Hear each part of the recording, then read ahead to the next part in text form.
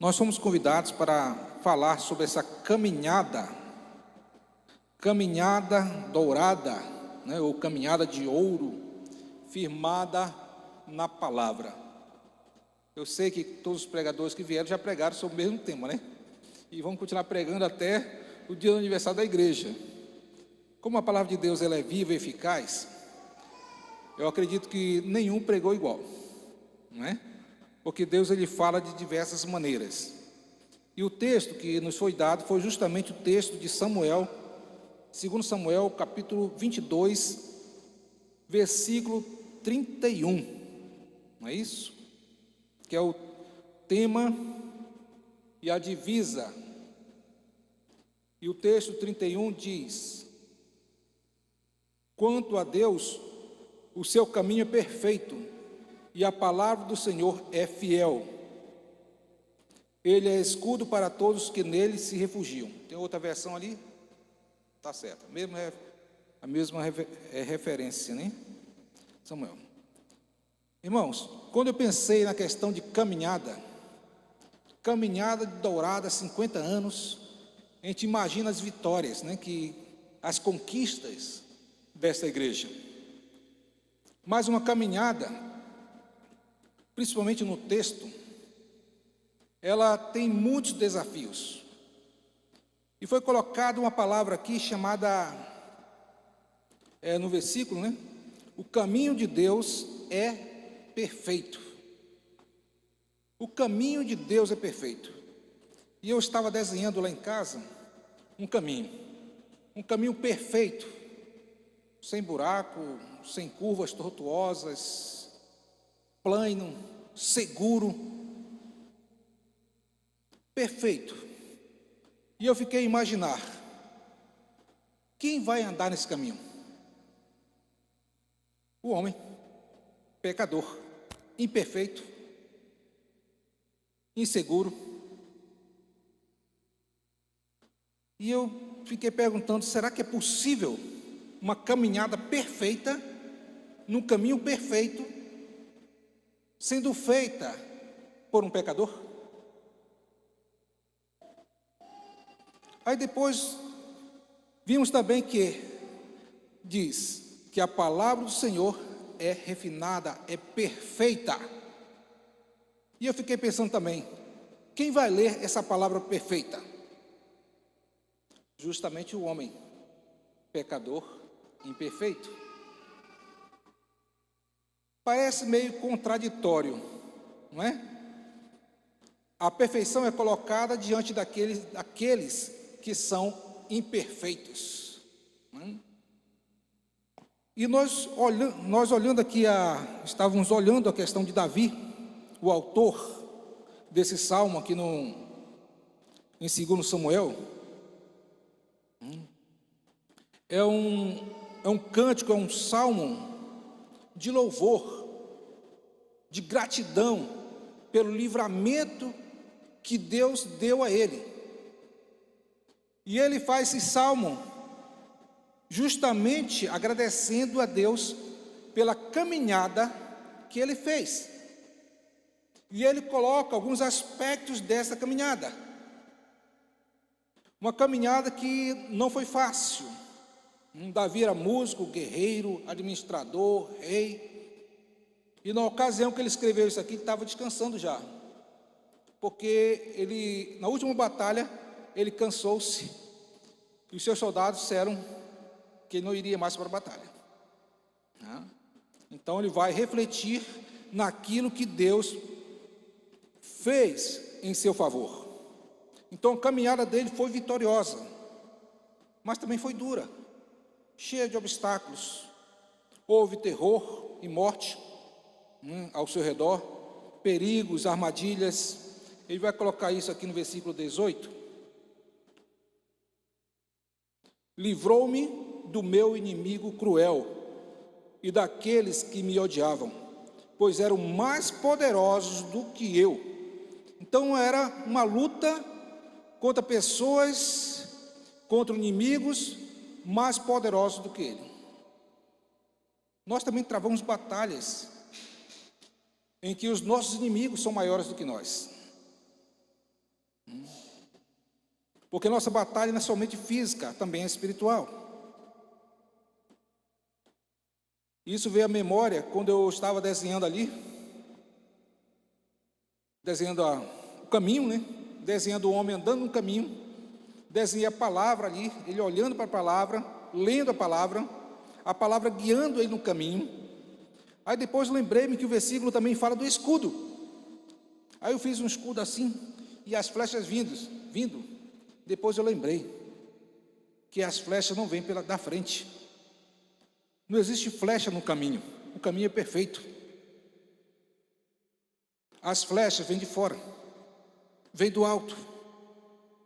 Então o escudo deve estar sobre nós, nos protegendo, nos guardando.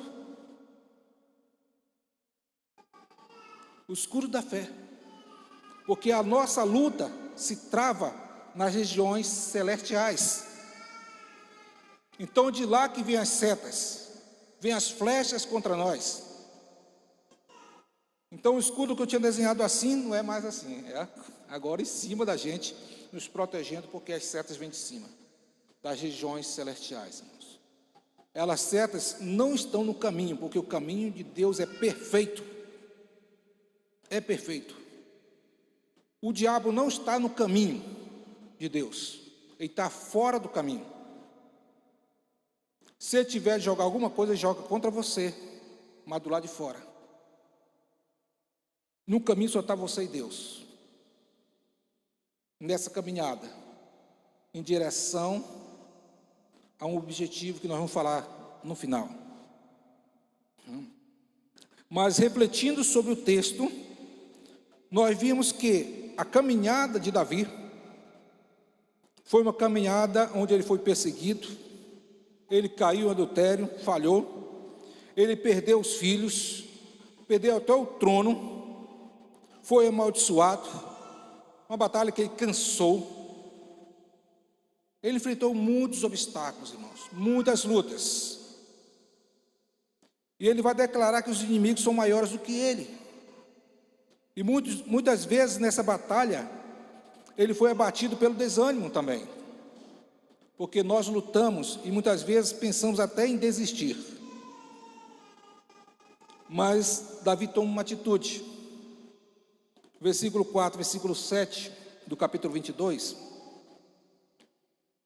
diz o seguinte: invoco o Senhor, que é digno de louvor, e sou salvo dos meus inimigos. Ele vai dizer no 5, laços de morte me cercaram, e torrentes da impiedade me atemorizam. E o versículo 7 diz: invoquei o Senhor na minha angústia, clamei ao meu Deus, do seu templo ele ouviu a minha voz, o meu clamor chegou aos seus ouvidos. Que atitude maravilhosa, irmãos. Diante da luta, diante das batalhas, diante das dificuldades, ele não tentou resolver sozinho, ele orou, ele buscou Deus, ele buscou o Senhor. Aquele sussurro, né, que diz assim, que vem, a gente está ali sem força para falar fios, mas nós estamos caminhando no caminho perfeito. Não tem nenhum problema com o caminho é perfeito. E às vezes conseguimos sair ou cair no caminho que é perfeito. É interessante isso, né? Se o caminho é perfeito, não tem deslize nenhum, não vai ter óleo na pista, não vai ter nada. E ainda assim, muitos conseguem sair do caminho. Nós caminhamos nesse caminho perfeito, que é o caminho do Senhor. Mas eu pergunto, a caminhada perfeita, no caminho perfeito, é possível? Será que é possível nós caminharmos nesse caminho perfeito? Sem errar, sendo nós pecadores? Alguém pode dizer assim: pastor, para caminhar um caminho perfeito e ter uma caminhada perfeita, tem que ser perfeito. Mas Deus já fez esse caminho justamente para pessoas imperfeitas. Ele sabia que pessoas imperfeitas iam andar nesse caminho. Então, respondendo a pergunta se é possível fazer uma caminhada perfeita, num caminho perfeito, podemos dizer até que sim, não é? Lógico, com as limitações nossas, limitações humanas. No Antigo Testamento, nós encontramos a palavra que dá a conotação de perfeição, é a palavra tamim, né? Tamim, que quer dizer completo, correto, cheio de paz, sadio, inteiro ou sem manchas, sem defeito, terminado. Então esse é o significado da palavra, que se aproxima ou quer dizer perfeição ou perfeito. Tá bom? Lá em Gênesis, você que está na projeção, em Gênesis 17:1, diz o que aí? Coloca aí. Gênesis 17:1, Deus vai falar para Abrão: anda na minha presença. Aí diz que Abrão tinha quantos anos? 99, né? 99 anos. Tem alguém que tem 99 anos aqui? Não? Não, né? Bom. 99 anos. E ele disse para Abraão: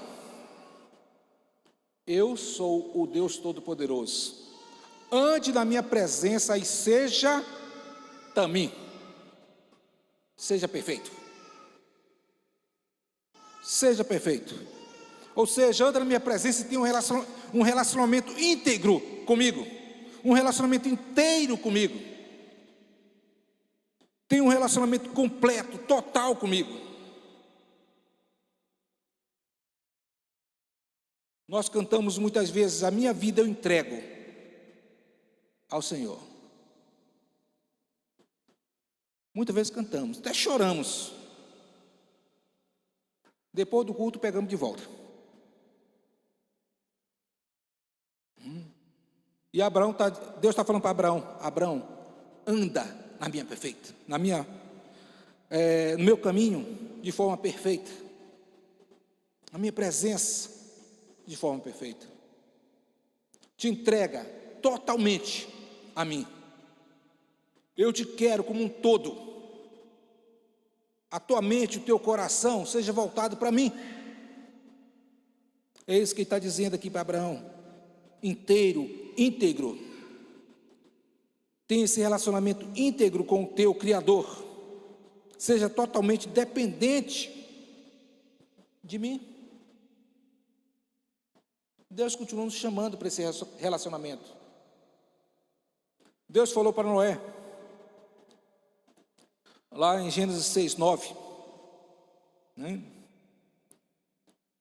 Ele vai dizer o seguinte, tem aí? Gênesis 6, versículo 9.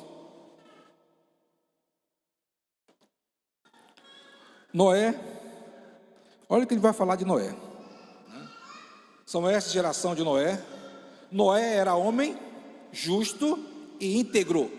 Noé era tamim. Todos os outros adjetivos aqui se encaixam em Noé. Noé era íntegro. Noé era inteiro com Deus. Noé, ele andava na presença de Deus, e entre os seus contemporâneos. Ele era também, era um homem que andava com Deus. Podemos dizer hoje que perfeito seria um homem direito, reto, de bom caráter. Seria um homem perfeito, não é? Nesse sentido de perfeição, esse tamim. Noé pecou? Noé era pecador? Sim. Abraão era pecador? Era. Mas a Bíblia diz que eles eram tamim, perfeitos. Então é possível essa perfeição diante do Senhor. E o Salmo 119:1 diz que os que andam em perfeição são felizes que andam no caminho perfeito. Deus, irmãos, Ele não busca homens perfeitos, no sentido mais amplo da palavra, sem defeito algum, sem pecado. Mas Ele busca homens e mulheres que sejam dele por inteiro. Sejam dele por inteiro. Isso é possível. Nós vimos aqui pela palavra de Deus que é possível. Para isso nós precisamos andar na presença de Deus, andar na vontade de Deus. Isso é um desafio, com certeza, andar na vontade de Deus. Mas alguém pode dizer assim: mas pastor, eu tenho procurado andar no caminho de Deus, mas se acontecer de eu cair, peça ajuda ao Senhor, diga: Senhor, eu caí. A Bíblia diz que o braço dele não está encolhido para que possa salvar, nem os seus ouvidos tapados para poder ouvir o nosso clamor. Davi fez isso, ele clamou, ele orou, e Deus veio em seu auxílio. Nós precisamos buscar o Senhor, precisamos clamar. A Bíblia diz que o cair é do homem, mas o levantar é de Deus, irmãos. O homem pode cair sim, mas o levantar é de Deus, e ele volta a andar no caminho perfeito. Aí vai tropeçar, aí a gente cai, se ajoelha, ele levanta, mas está no caminho perfeito. Nós precisamos andar de modo digno. Então o caminho de Deus é perfeito, é só você e Ele. Quando eu estava preparando isso aqui, lembrei de uma frase sobre Spurgeon, que Spurgeon estava pregando, e um ateu começou a ouvir a pregação de Spurgeon, e alguém falou para ele: tu não é ateu? E tu acredita naquilo que ele está pregando? Eu disse: eu não, mas ele acredita, não é? Ele acredita naquilo que está pregando. Outros dizem assim: será que esse homem tem o Espírito Santo? Se ele tem o Espírito Santo, eu não sei. A única coisa que eu sei é que o Espírito Santo tem ele, porque ele se entregou totalmente nas mãos do Espírito Santo. Nós precisamos nos entregar nas mãos do Espírito Santo, para que ele nos use como instrumento vivo nas suas mãos. Então essa caminhada, irmãos, é feita por homens e mulheres que se entregam totalmente ao Senhor, se tornam homens e mulheres perfeitos. No Novo Testamento, essa palavra é teleim, quer dizer, está relacionada ao fim, algo acabado, finalizado. Nós sabemos que a perfeição completa somente Jesus. Jesus foi o perfeito varão, viveu e não pecou. Viveu e não pecou. Então, perfeição completa só em Jesus. Nós podemos ser perfeitos até certo ponto, por causa da nossa fragilidade, por causa da nossa pecaminosidade, porque nascemos em pecado. Nós temos essa natureza. Há alguns segmentos religiosos que dizem que a pessoa tem uma nova chance, onde os pecados dela são apagados totalmente, e a partir daqui ela segue sem pecado. Biblicamente isso é praticamente impossível. É impossível, porque a Bíblia fala do pecado, da natureza pecaminosa do ser humano. É uma natureza, ela está dentro de nós. Ela não é tirada, ela é destronada e não tirada. Nós continuamos com a nossa velha natureza, e nós temos que fazê-la morrer todos os dias, mas continuamos com a velha natureza, não é? Você está ali cantando, louvando ao Senhor, daqui a pouco vem um gato, passa, derruba tudo, toda a comida. Tu vai chamar o gato de santo? Vai orar por ele? Não vai, irmão. É a natureza terrena. É a nossa natureza carnal. Era destronada, mas continuamos com ela. Às vezes eu já cheguei a ilustrar essa velha natureza como sendo aquela jaqueta que aqueles fotógrafos acho que usam, né? Cheio de negocinho, cheio de bolso, não é? Aquela jaqueta cheia de negocinho. Essa aí é a velha natureza. O crente deixa guardada lá. Quando o negócio pega, ele vai lá, pega ela de volta, veste ela, aí vira macho, não é? Ou seja, a velha natureza vai florar de novo. Mas, para nós sermos perfeitos, nós precisamos fazer morrer essa velha natureza e andar todos os dias em novidade de vida, sermos vitoriosos, né? Jesus disse em Mateus 5:48, ele diz assim: vocês devem ser perfeitos, como é perfeito o vosso Pai. Agora o próprio Jesus dizendo que nós precisamos ser perfeitos, lá em Mateus 5:48, sejam perfeitos como é perfeito o vosso Pai. Ainda dá um parâmetro de perfeição. Nós sabemos que Deus é perfeito, e vem Jesus e diz: vocês também têm que ser perfeitos, igual o Pai de vocês, igual a Deus. Como ser perfeito igual a Deus? Isso é um processo, irmãos. É um processo durante a caminhada. Alguns já caminham aqui 30 anos ou mais na vida cristã. Outros estão começando ainda, talvez tenham um mês, 2 meses, alguns anos na caminhada cristã. É um processo. E nesse processo, caminhada, o padrão, o exemplo de perfeição que Jesus nos dá é que devemos amar a Deus e amar o nosso próximo, ou seja, colocar em prática o amor que Ele nos deu, ou com que Ele nos amou. Amar a Deus é fácil, né? Todo mundo diz: eu amo a Deus, eu te amo, Senhor, porque o Senhor é bom, papai. Mas Ele diz também que se você não ama o seu irmão, você é mentiroso, você não ama a Deus. E aí? Se não amamos o irmão, não amamos a Deus, somos mentirosos. Então o parâmetro do amor, do nosso amor para com Deus, é o amor ao nosso próximo, ao nosso semelhante. Então essa caminhada de perfeição, ou rumo à perfeição, nos leva a colocar esse amor declarado, que a gente declarou, né, na prática, em ação. E o manual para isso é justamente a palavra de Deus. É a palavra de Deus.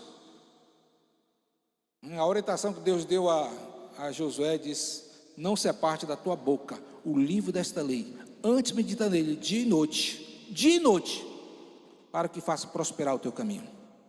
É a palavra de Deus que vai conduzir o homem. Lá em 2 Timóteo 3,17,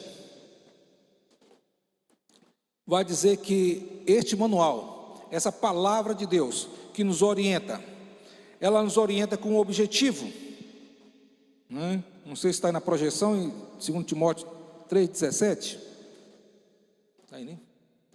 A fim de que o servo de Deus seja perfeito e perfeitamente habilitado para toda boa obra.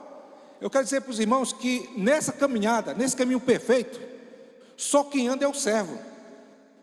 O ímpio não anda nesse caminho. O ímpio não anda nesse caminho. Por isso que é necessário o escudo. É necessária a palavra. O ímpio não anda no caminho perfeito. Mas o servo de Deus, ele anda no caminho perfeito. E ele tem a base. A sua base é a palavra de Deus. Com o objetivo de que ele seja perfeito e perfeitamente habilitado para toda boa obra. Novamente a palavra dizendo que nós podemos ser perfeitos através da palavra de Deus. Nós precisamos ler a palavra, irmãos. A palavra de Deus todos os dias. Não somente ler, mas refletir nela. Então o ímpio ele não anda no caminho, né? Ele é guiado pelo inimigo, né? O mundo jaz no maligno. E nós precisamos conhecer a palavra, estudar a palavra, para podermos crescer e chegarmos à plenitude de Cristo, o varão perfeito, que está lá em Efésios 4:13. Tem como projetar Efésios 4:13 aí? Ele é o nosso padrão, ele é o nosso parâmetro, ele é o alvo da nossa caminhada. Todos nós devemos almejar chegar justamente a essa estatura, até que todos nós cheguemos à unidade da fé e do pleno conhecimento do Filho de Deus, ao estado de pessoa madura, à medida da estatura da plenitude de Cristo, porque Cristo é o varão perfeito, Ele é o nosso modelo, esse deve ser o nosso alvo, chegar à estatura do varão perfeito. Mas para isso, irmãos, nós devemos deixar de ser crianças espirituais, precisamos deixar de sermos crianças espirituais. E no versículo seguinte vai dizer que é levado por qualquer vento de doutrina. Ou seja, não importa o que a Bíblia diz, eu acho legal isso aqui. A Bíblia é a palavra de Deus, irmãos. É ela que nos alicerça, é ela que nos firma no caminho do Senhor. Não sejamos levados por oba-oba, sejamos levados pelo Espírito Santo através da sua palavra. Aí sim seremos conduzidos, teremos uma caminhada vitoriosa. Quando nós deixarmos de sermos crianças e alcançarmos a maturidade. Muitos de nós, às vezes, passam anos e anos na EBD, como aluno, quando poderia estar ensinando, porque nós precisamos estudar a palavra e transmitir para outros. Nós precisamos nos colocar por inteiro nas mãos do Senhor. Nós precisamos nos colocar nas mãos dele, para sermos usados por ele. Então essa é a forma que nós podemos chegar a essa estatura do varão perfeito, orientados pela palavra de Deus. E a Bíblia diz: quem diz estar nele, deve andar como ele andou. É simples a fórmula. E tem uma fórmula mais simples ainda, que a Bíblia diz: quem tem um filho, tem a vida. Quem não tem um filho, não tem a vida. Essa é a fórmula mais simples que tem, né? Quem tem um filho, tem a vida. Quem não tem, o filho não tem a vida. Então, se eu tenho um filho, eu tenho a vida. A pergunta é: o filho te tem? Será que nós somos íntegros? Somos inteiros? Nos colocamos realmente nas mãos do Senhor? Para vivermos uma vida de santidade, de perfeição? A perfeição, irmãos, não significa que nós não vamos pecar. Não é a perfeita impecabilidade. Não é a erradicação do pecado. O pecado apagou. A partir de agora, todos os teus pecados estão perdoados, agora tu não peca mais. Não é isso não, irmãos. Nós continuamos com as duas naturezas. Aliás, só o crente tem duas naturezas, tá bom? Só nós temos duas naturezas. O ímpio só tem uma, tá bom? Então essa perfeição não está limitada a uma elite, não está limitada somente aos pastores, aos levitas. Ela é dada a todos nós. A perfeição é obra de Deus. O que nós precisamos fazer é deixar Deus agir na nossa vida, é deixar Deus nos aperfeiçoar. Quem tem o filho tem a vida. Quem não tem o filho não tem a vida. Por essa palavra a gente já sabe, os que andam no caminho perfeito é os que têm um filho. Somente os que têm um filho andam no caminho perfeito. Os demais não andam. Eu não sei se tem esses dois tipos de pessoas aqui. Eu não sei. Alguns eu conheço. Alguns aqui eu sei que tem o filho. Mas a primeira palavra que eu quero deixar para você hoje é que se você ainda não tem um filho, não existe perfeição sem Jesus. Ele diz o seguinte: sem mim nada você pode fazer. Você precisa de Jesus na sua vida. E a segunda coisa é, se você tem um filho, volta àquela pergunta: o filho te tem? Você tem dedicado a sua vida a ele? Você pode dizer claramente para ele assim: Senhor, eu estou aqui à tua disposição, usa-me como o Senhor quiser, em qualquer lugar que o Senhor quiser. Será que você faria isso? Será que você está disposto a entregar totalmente a sua vida a Jesus? Para que Ele possa te usar poderosamente? Lembre-se que você não está aqui por acaso. Deus escolheu você para estar hoje à noite aqui e ouvir isso aqui. Porque Deus trabalha com um propósito. E Ele tem um propósito na tua vida.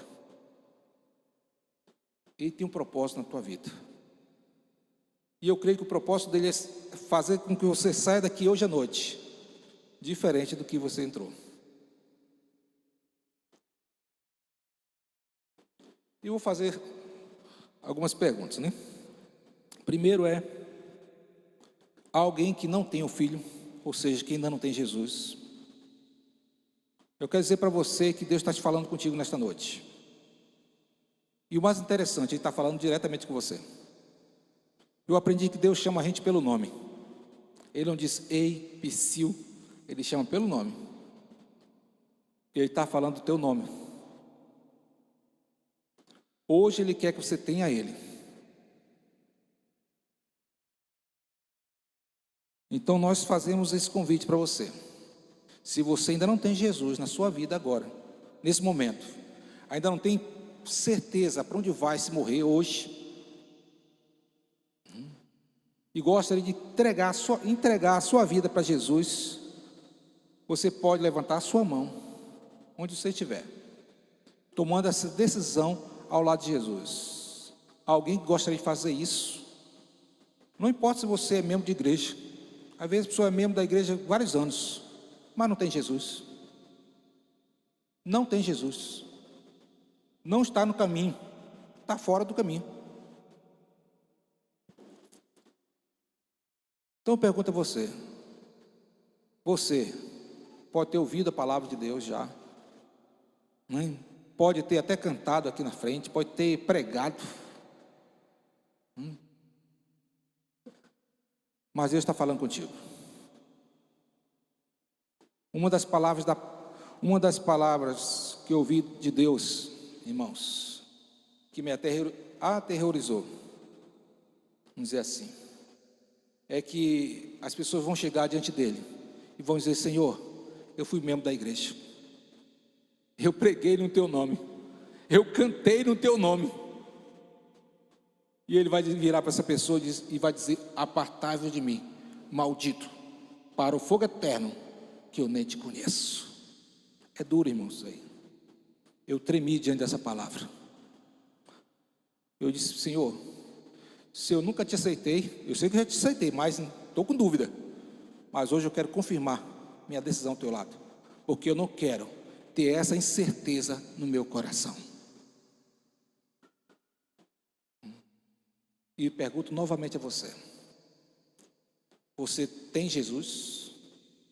Se você não tem Jesus, e diz: eu quero Jesus no meu coração, eu quero sair daqui com a certeza da minha vida eterna, eu quero sair daqui com a paz de Cristo no meu coração, pode levantar uma das suas mãos ou vir aqui à frente, que é mais corajoso, tá? Mas basta levantar a sua mão.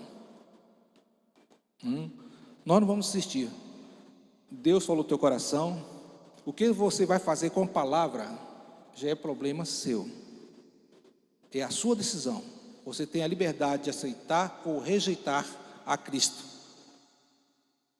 Eu só peço que Deus lhe dê uma oportunidade para que você viva a tempo de tomar a decisão de aceitar Jesus.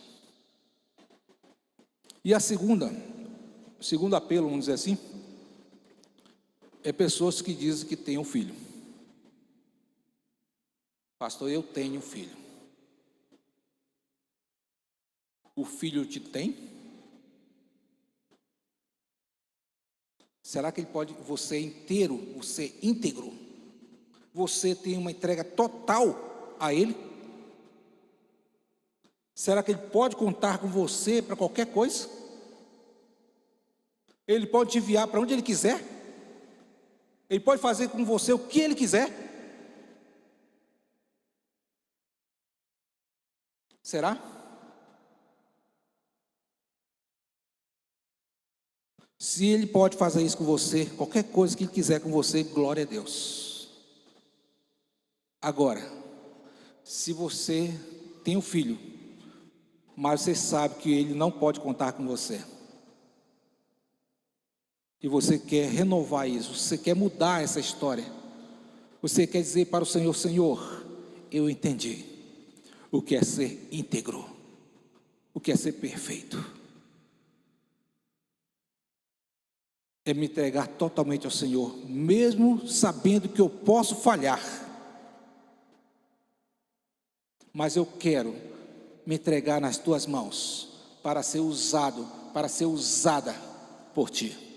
Alguém gostaria de fazer tomar essa atitude, tomar essa decisão ao Senhor e dizer: Senhor, eis-me aqui, eu me entrego totalmente ao Senhor, usa-me como o Senhor quiser, onde o Senhor quiser, a hora que o Senhor quiser. Alguém que quer tomar essa decisão? Eu já fiz essa decisão. Eu disse ao Senhor, sozinho na frente de uma igreja, disse: Senhor, eis-me aqui, usa-me, onde, quando e em qualquer lugar que tu quiser. A minha vida é tua. Agora eu pergunto a você: você quer tomar essa decisão de entregar-se a Jesus? Você pode marcar a história, ou simplesmente passar pela história. A decisão é sua. Se alguém quer colocar a sua vida diante do Senhor, se consagrando ao Senhor, ou se reconciliando com o Senhor, eu peço que venha aqui à frente para nós orarmos por você.